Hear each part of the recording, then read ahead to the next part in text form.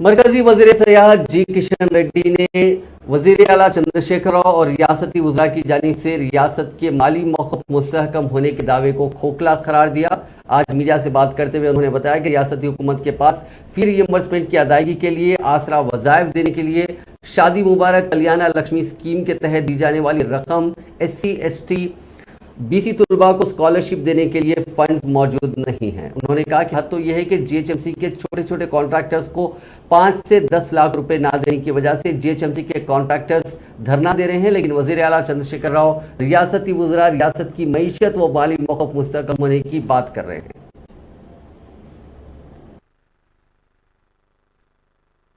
అవగాహన లేదని అడుగుతా ఉన్నాను।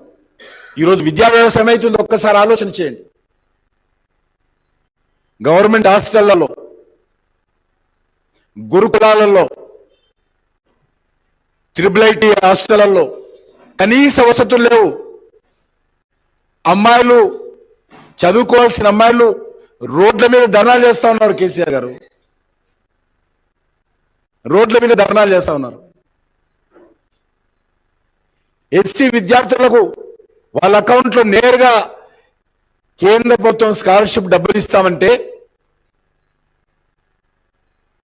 చాలా సిగ్గుచెట్టు। ఆ విద్యార్థుల అకౌంట్ డాటా పంపడం లేదు।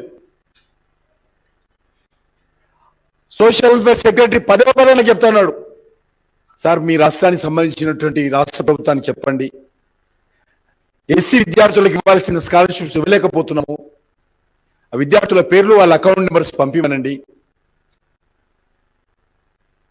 ఇది మీరు SCల అభివృద్ధి కోసం చేస్తున్నటువంటి పరిపాలన।